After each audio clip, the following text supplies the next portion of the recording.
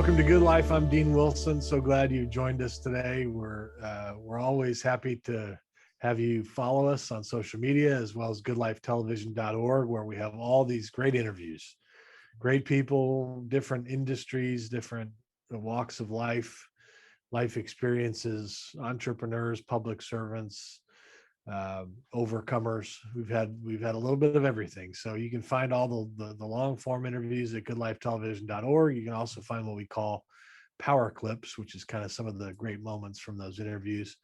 And you can find us on all the social media platforms, which we love. This program is brought to you by the Turner Foundation, which you can find at theturnerfoundation.com. I'm so excited today to have James Shipe with me. James, welcome. Thank you. Nice to be here. James is a financial advisor at Edward Jones, so he manages money, helps families with achieving their goals, and in a exciting business. And James has a heart for foster children, which we're going to talk about. But I really want to start, James, with your story. It's been a journey, and reading about it, I was reminded of the fact that, none of us pick the situation or family that we're born into. So it's just, some people have a much more difficult or, adventurous journey than others. And you certainly have had an amazing one. And to see where you are today is remarkable. So I thought it'd be good to just start with kind of tell your story from kind of when you can remember and kind of going back there. Sure. I won't tell you everything I remember. We'll be here for a long time.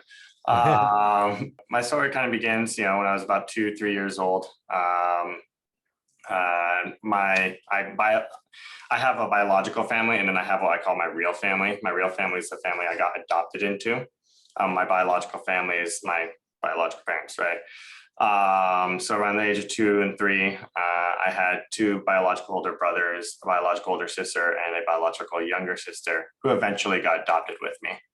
And we all had different dads. Around the age of 4, I was taken away from them due to various reasons. I went into multiple foster care homes at that time. If I remember correctly, it was 7 different foster care homes. Unfortunately, I was a trouble child, and a lot of foster parents did not want me. A lot of schools either didn't want me. And so I bounced around quite a lot. When I was 6 years old, I met my real parents, the ones who eventually would adopt me.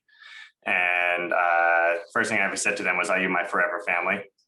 And yeah, it's just kind of goes to show what I was looking for at that age, and I didn't understand what a family was. And at the age of 7, I finally got adopted by them. And I being a problem child, I was definitely behind most kids. If I remember correctly, I joined at the end of 1st grade.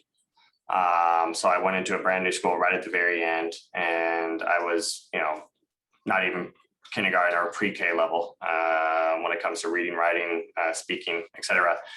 So my parents had to be super strict on me to get me to catch up, but eventually I did. Went off to middle school, high school, eventually turned into a pretty good student, got involved heavily in cross country and track, and that kind of changed everything for me.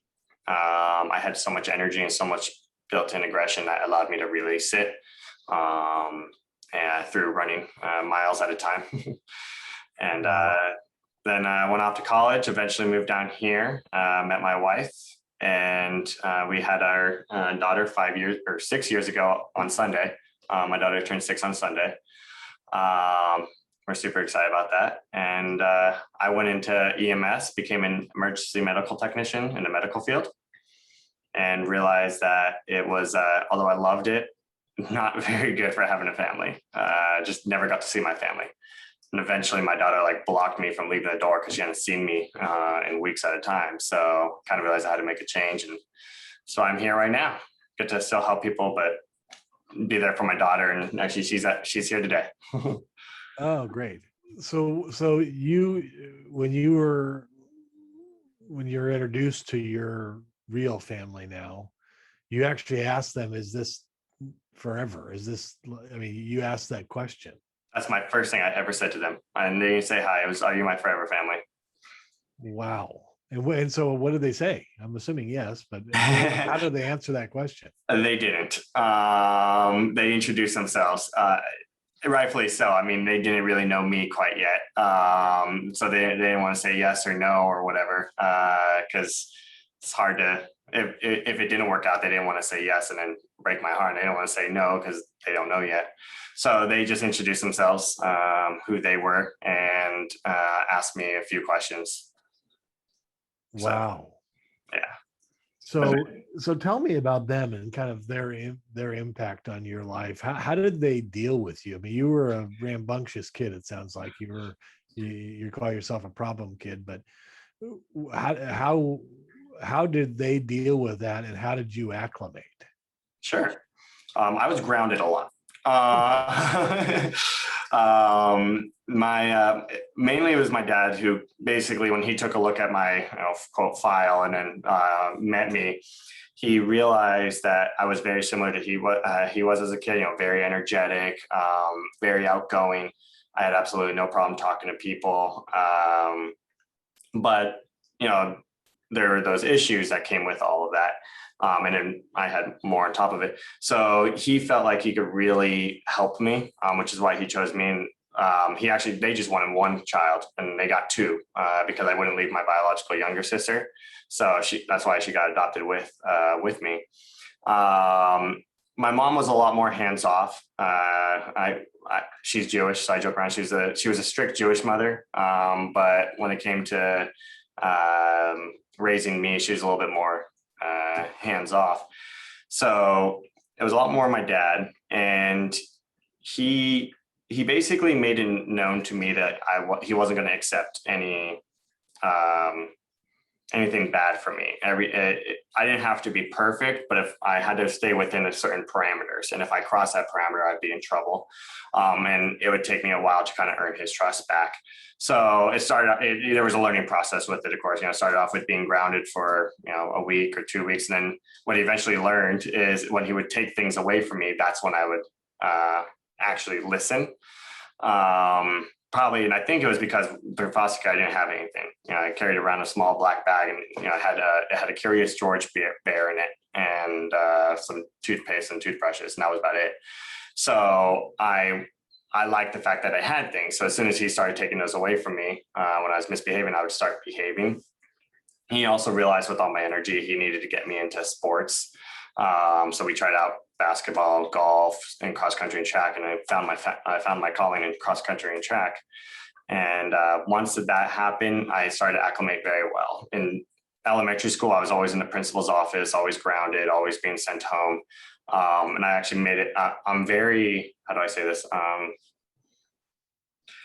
one of those guys. I always have to prove myself to other people. And so my dad made it like a challenge to me to prove that I won't go to the principal's office when I get to middle school. And that was like a goal of mine. And I failed. I went twice, if I remember correctly. But by the time it taught me a lot. By the time I got to high school, I was good, and never went back to the principal's office. Wow. So but he disciplined you. Yes. Never through anything physical, obviously. My dad wasn't like that. But he was strict in the sense of, I needed to be the best version of me. And if I wasn't going to be that, then that's when I would be quote in trouble, and the Nintendo would be taken away from me, or whatever the punishment was at the time. Yeah. And what's your relationship with him now? He's one of my best friends. He's the reason why I became a financial advisor. He's up in San Luis Obispo. He's an FA up there. Oh, yes. But yeah, we talk daily. He's getting married, remarried next week. So I get to go to his wedding. Wow. Yeah, one of my best friends. That is amazing. So there's a person that took in 2 children. There was risk. It wasn't necessarily pretty or ideal. I mean, you had a little file, and Had a big file. he had a big file, and he changed your life. I Yes. mean, that's incredible. I was going to say, you know, some of the stuff that he saw in that file that he thought was funny was like the file said that I was, I don't know the correct term for it, but or at least nowadays I don't know the correct term, but back then it was clinically retarded. And they said that basically I was going to end up in jail, that I was not going to do much with my life, that I don't have the IQ for it, I don't have the drive or anything to do that. And that, it's kind of funny when my dad told me that, and then I read the file, I saw that, and it kind of pushed me to be like, you know what, fine, let me show you. Yeah. And come to find out it was all wrong, but my dad saw that it was. But yeah, that's what my file said back then. So that's what your file said, and your dad didn't believe it. Yeah, my dad didn't believe it. He realized that if I was masking a lot of things that showed those, just out of anger and fear and all that. Right. And who wouldn't be angry if they came out of what you came out of? Yeah. I mean, so what is your vision for your family? I was just thinking about this morning when I was reading about you, saying, okay, here's someone who, you know, what you learned in terms of what a family was. I mean, you're talking about, you know, 5 kids with different biological fathers, so it's kind of a mess, you know, and not ideal, I mean, to say the least.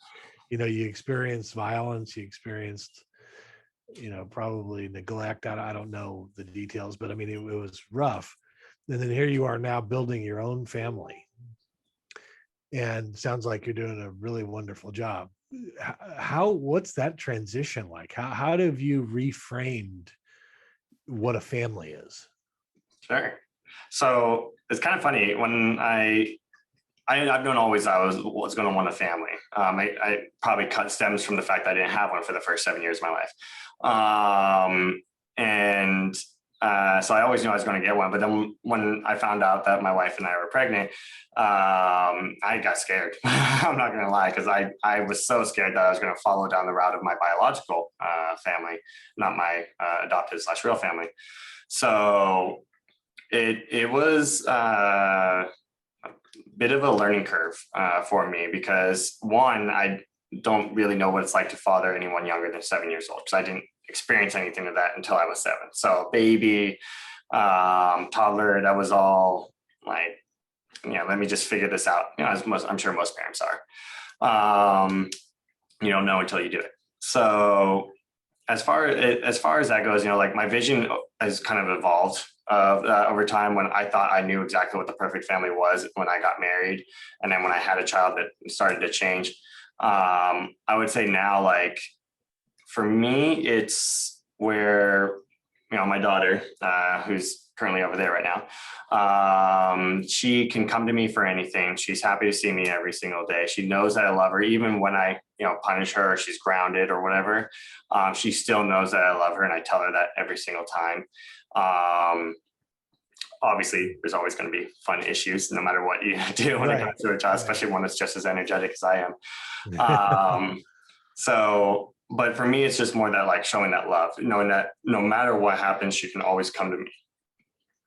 And I'm figuring out how to do that as a parent, and I'm still learning. She's only 6. I got teenager years to come, so it'll change at that point, I'm sure. I'm right in the middle of that, just FYI. Okay, so you know. I have 4 teenagers right now, so I'm exhausted, and I'm so sorry. Yeah, and so you know, it's I'm sure it changes when they become a teenager. Right now, she thinks I'm pretty much God, and I'm the greatest thing on earth. Enjoy those years. Yes, I don't know anything at the present time. Nothing. It's so I am definitely enjoying this, and right now it's just about making sure, and that's why again EMS was hard for me, because I was never there for it. Like I love doing it. I loved going out and helping people, but I was sacrificing my family too. So coming here, I could take my daughter to the office. I can go home when I want, and I make sure that she understands that that I am there for her all the time, and we can, talk about anything that she wants to talk about. And how does your wife?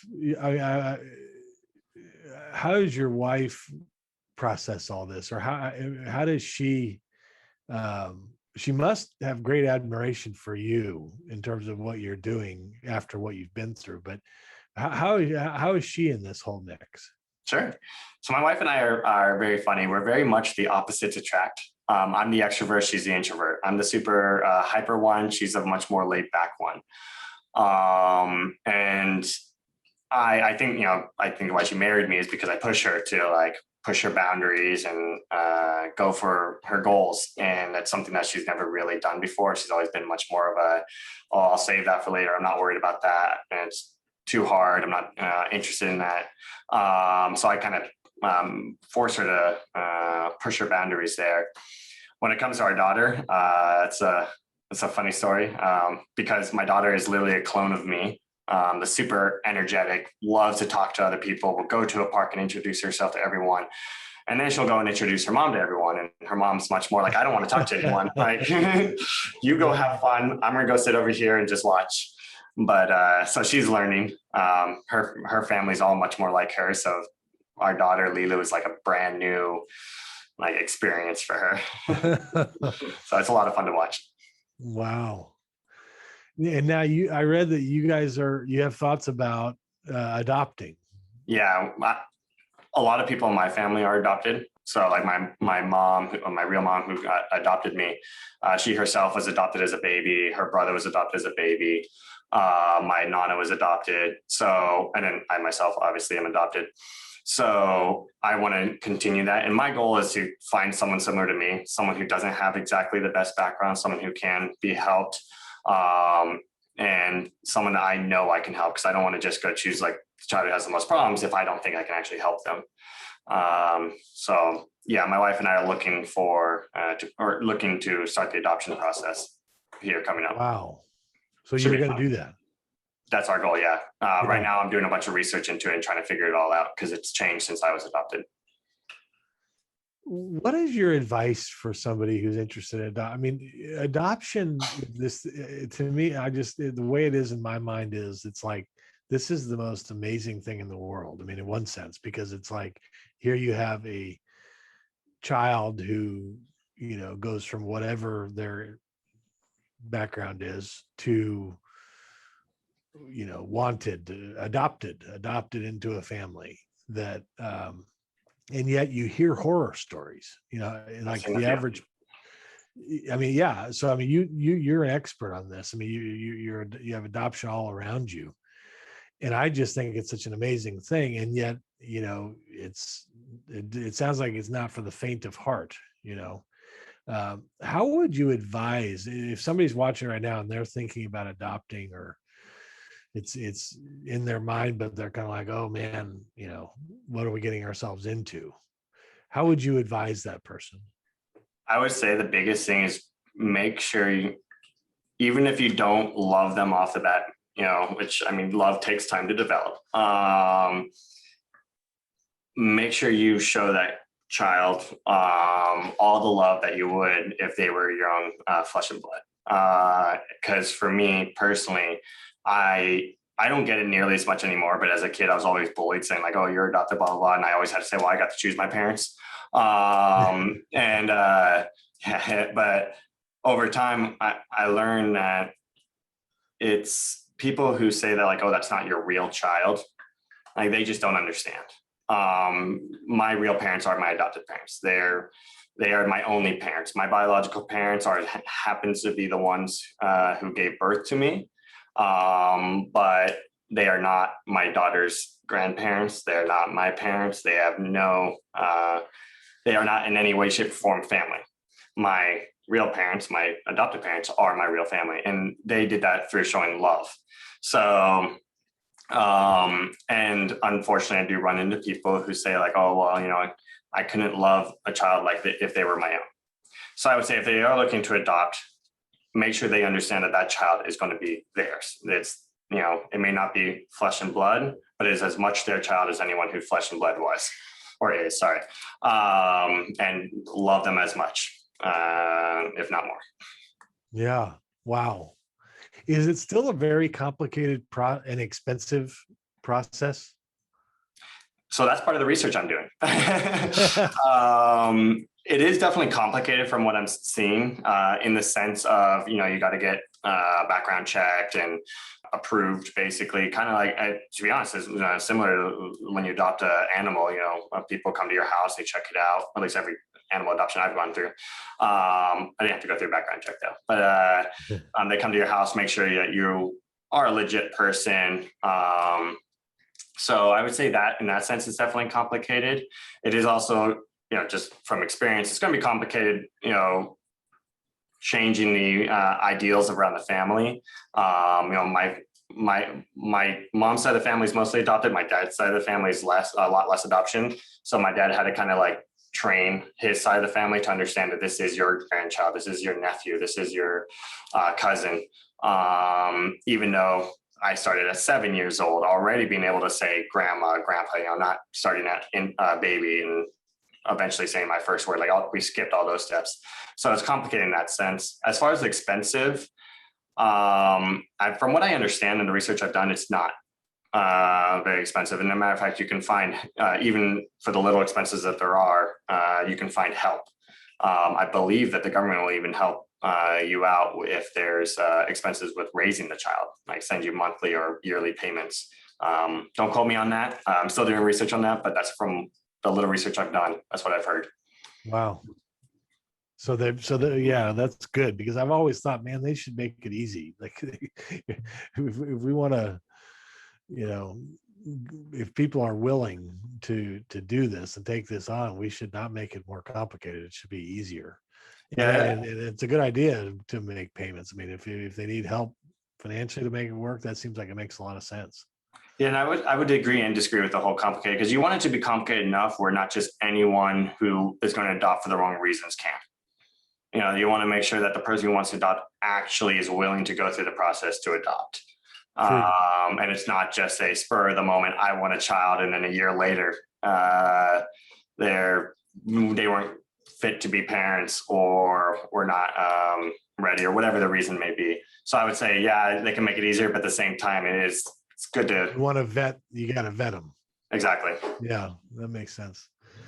This is an amazing story, man. I'm not blowing smoke when I say I really admire what you've overcome here and what you're doing. And I know that you're statistically probably in the minority from coming from where you've come. So kudos to you and your wife, and it's just wonderful to see that you're building a family and now want to adopt yourself. It's amazing.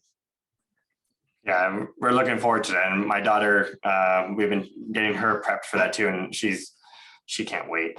She wants a little brother or sister so bad, and she doesn't want the baby either. She wants them to be older too, so she can play with them. Perfect. So. Well, tell her happy birthday from all of us. Will do. Thank you. We appreciate you coming on, man. Of course, my pleasure. All right. Thank you for having me. We'll see y'all next time.